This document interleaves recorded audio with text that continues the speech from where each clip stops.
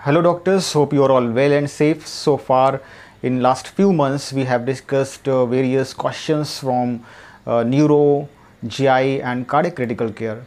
Today I am going to start pulmonary critical care medicine series. There is a total of 6 MCQs from topic of ARDS ventilation, and I will discuss only 4 MCQs in this video to make it short video only, and remaining MCQs you may find at the end of this video, which will be flashed and the answer of which will be shared in the comment box below. So here we start. Question number 1. A 30-year-old man who was recently diagnosed with acute leukemia on induction chemotherapy is admitted to the emergency department for fever and shortness of breath since past 3 days. His chest X-ray shows diffuse bilateral alveolar infiltrates. He is intubated for severe hypoxemia and started on volume controlled mechanical ventilation with the following settings: the respiratory rate of 26, tidal volume of 420 ml, which translates to 6 ml per kg of predicted body weight of 70 kg, PEEP of 5 cm of water, and FiO2 of 1. A post-intubation ABG shows a pH of 7.30, a PCO2 of 49, and a PaO2 of 50 mm of mercury. The P peak, that is peak pressure, is 25 cm of water, and the plateau pressure is measured as 20 cm of water. How to improve patient's PaO2 level? Now the options are: convert to HFOV, increase the respiratory rate to 30 breaths per minute, increase the PEEP to 10 cm of water, increase the tidal volume to 450 ml. So this patient has a very poor PaO2 upon FiO2 ratio. To prevent the hazards of hypoxemia, we should improve the oxygenation level, that is PaO2. There are various methods to increase the PaO2 level, among which there are: 1. Increase the FiO2, increase the PEEP, lung recruitment maneuvers, increase the IE ratio, that is inspiratory expiratory ratio, towards 1:1, inverse ratio ventilation, like using the mode of APRV, prone position ventilation, which also improves the oxygenation tremendously, using the high frequency oscillatory ventilation, and also using the VV ECMO. In this patient, PEEP is being underutilized with the severe ARDS. If you continue to ventilate this patient with such a low PEEP, alveoli will be collapsed in expiration, leading to what is known as atelectotrauma. So before doing any maneuver, we should aim to increase the PEEP to an optimal level. PEEP keeps the alveoli in open condition in all the time, avoiding the repeated collapse and expansion. So this is called open lung ventilation. What is the optimal PEEP? It is a PEEP which maximizes the recruitment while avoiding the over distension of alveoli and its complications like barotrauma. Low PEEP collapses the lung, which increases the shunt fraction. On the other hand, excessive PEEP over distends the lung, leading to increased dead space and VQ mismatch. So we have to find out what is the best PEEP for a patient. Though the best method of determining the optimal PEEP remains controversial, some says titrate the PEEP according to the maximum static compliance.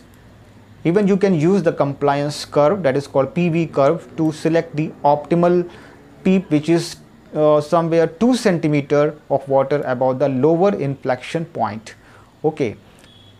Is there any evidence regarding the use of high versus low PEEP? Well, yes. The best evidence comes from 3 major trials: LOVES, alveoli and EXPRESS trials. A meta-analysis of these major trials published in JAMA 2010 found improved survival with high PEEP in moderate to severe category of ARDS patients. Now regarding the HFOV. HFOV can also improve the oxygenation and has been used in the past extensively with varying success, but now the use has declined significantly. In fact, the famous multinational multicentric observational study called Lung Safe Study revealed that HFOV was used only in 1.2% of all the ARDS patients.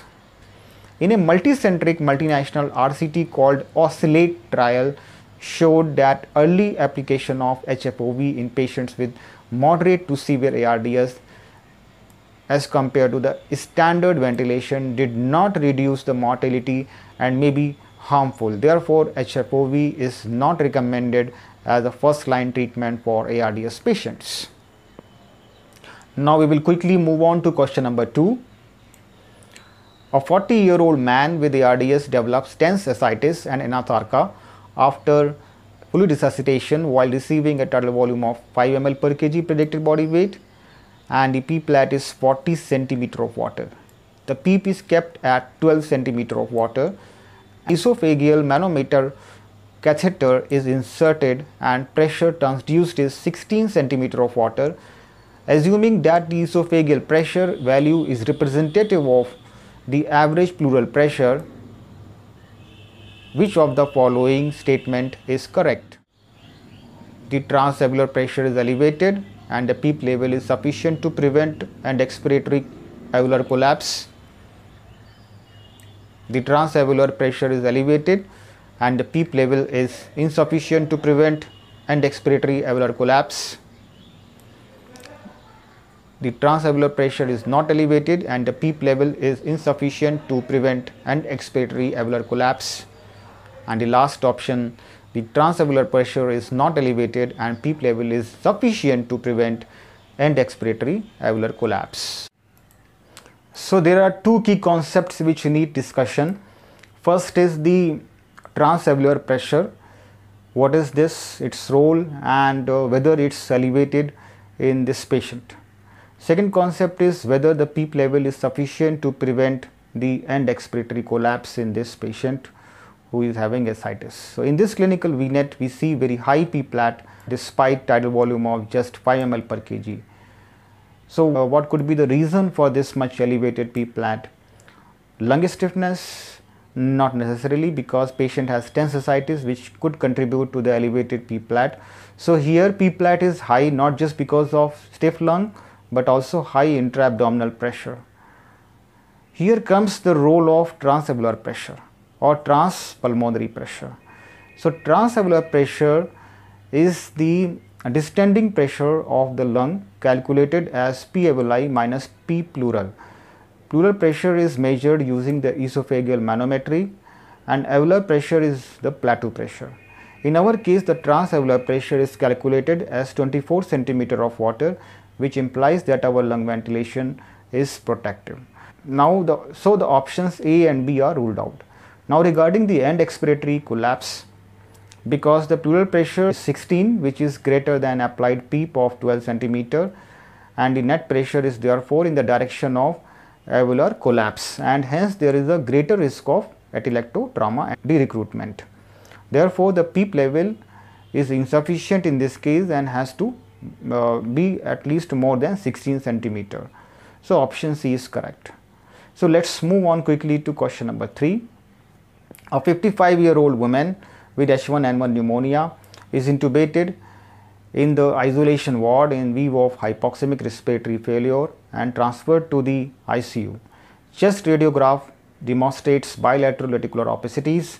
ABG shows pH of 7.33, PCO2 of 51, PO2 of 95 and FiO2 100%. Mechanical ventilation is titrated to the tidal volume of 6 ml per kg with PEEP of 12 cm of water and plateau pressure remains less than 30 cm of water. The patient is paralyzed and sedated. What is the next best step? A. Initiate veno-venous ECMO. B. Prone the patient. C. Use the APRV mode. Or D. Inhale nitric oxide. This is a case of severe ARDS with refractory hypoxemia despite advanced ventilator management. All the listed methods can improve the oxygenation, but there is only one method which has been shown to improve the survival as well, and that's the prone positioning.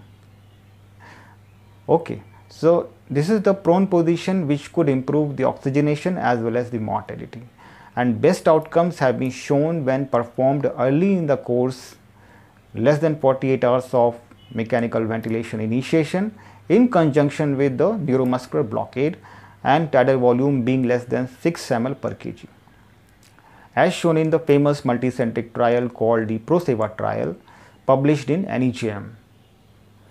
The prone position has the advantage of reducing the risk of ventilator-induced lung injury by homogenizing the ventilation in dependent and non-dependent portions of the lung, reducing the ventral overdistension and improving the dorsal recruitment of the lung. Now our last question in this video for the discussion. Pay attention. Which of the following is associated with the improved survival in ARDS patient? A. Decrease in the delta pressure. B. Increase in the PaCO2 with prone positioning. C. Improvement in oxygenation with PEEP. Or D. Improvement in the oxygenation with reduction in the tidal volume but no change in driving pressure. So this question is about an interesting concept in ARDS ventilation which is practiced all over the world since 2015, and that's the driving pressure or delta pressure concept. Now let's understand this concept. The driving pressure is the ratio of tidal volume adjusted to the static respiratory system compliance. It can be calculated as the plateau pressure minus PEEP. Okay, so that's very easy to calculate at bedside. Now regarding the evidence, a multi-level mediation analysis of individual pooled data from 2,300 ARDS patients included in 4 randomized controlled trials showed that driving pressure was the ventilator variable associated most strongly with the hospital survival. This study was performed by Amato in 2015, and in this study a driving pressure greater than 15 centimeter of water was associated with increased mortality. So we try to keep the driving pressure less than 15 centimeter at least. Recent evidence has shown that the driving pressure was automatically limited to less than 14 centimeter in 95% of the patients ventilated in adaptive support ventilation mode. So if the question comes which of the ventilator mode could decrease or could take care of the driving pressure less than 14 centimeter of water, so the answer will be ASP mode. So this mode is available in very few brands, and this mode is a closed loop ventilation mode that automatically adjusts the respiratory rate and tidal volume according to the patient's respiratory mechanics. So that's all for today, and I have limited the time of video presentation to less than 15 minutes so that you can enjoy the learning concepts faster. Please go through 2 more MCQs at the end of this video and answer in the comment box. This is your own channel, so please support it by like and share and subscribe it. So thank you so much.